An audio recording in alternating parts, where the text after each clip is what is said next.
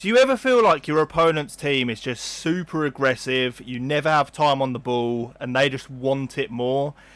I'm going to show you exactly how to do that and get your players fighting for the badge. Do not forget to subscribe. Let's hit 200 likes on this video, and let's get into it. If you want the cheapest FC24 coins to get ahead of the competition, check out MMOEXP by clicking the link down below and use code JambooUK for 5% off. Okay, so there's still a lot of people out there that do not know about this. It's sort of emerged in, I would say, the last sort of 4 to 5 days. I've seen a lot of people on Twitter talking about this, and it is basically how to have, I guess, a sort of constant pressure all game without your players having any negative stamina effect. This is 100% going to help you guys press, win the ball back, and ultimately win more games. There's just not a way it can't. This is the absolute meta at the moment. So if you have any questions, do leave it in the comments down below. Remember to subscribe as well, of course. I want to hit that 100k. But let's talk. So the formation that we're going to be running with is a 4-3-2-1. I would say at the minute that's probably the formation that most pro players are using. But this isn't just what's going to give us this super boost. I'm going to explain that to you guys. But the 4-2-3-1, it's just great. You know, you pack the midfield. You play with essentially 3 strikers. You've got overlapping fullbacks. You basically attack with 7 players, which just makes it very, very difficult for your opponent to do anything, especially when you combine it with what I'm about to show you. So, balanced on the defensive style, no need to use any of these press tactics. I'm going to explain exactly what's going to happen, but if you were to use press on heavy touch or press after possession loss, for example, you're going to lose stamina. What I'm going to show you, you don't lose stamina. And I don't know how long this is going to be a thing for. Like, it really does need patching. But yeah, EA doing EA things. 60 on the width. This is it. So you see this 71 depth. Now, if you go down to all the way here, you're going to see that if you go any lower than 31, you have a different text here. So this one gives less space in behind. It's almost like a automatic drop back in a way.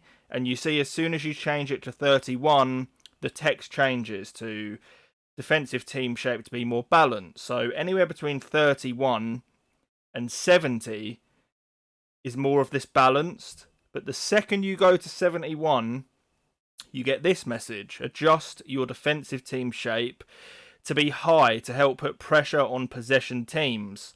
So I'm not really sure what happens here, but what seems to happen is, even though this is only a 1 depth difference, this difference in the text, it's triggering something in game.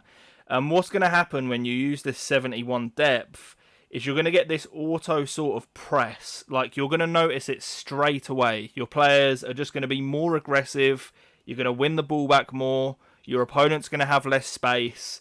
And that is just how it seems to work. And to be honest with you, if you're using like a 4-2-3-1 and dominating the game this way, you're not really going to get caught out at the back either. Like, don't get me wrong, it's not going to be as defensively stable as if you're just parking the bus in a 5-back. But in terms of controlling a game, I think this 71 depth, it's an absolute must. So that is the main thing, but I'll show you guys the rest of the tactics and the instructions as well. We've got direct passing, 60 on the width, 6 players in the box, 2 on the corners and free kick. So that is how I'm currently lining mine up. I do think you can have just an attacking player in one of these wide CM spots. So I've got Griezmann, great for the Trivellas and stuff like that, and just creating from midfield. Up front, it essentially plays with 3 strikers. You know, they really don't play like wide players at all. They're going to stay pretty narrow, and it's really good for the driven passes. I will be releasing my tutorial later on the L1 sprint boost, which is especially effective in this formation. So remember to subscribe if you want to see that.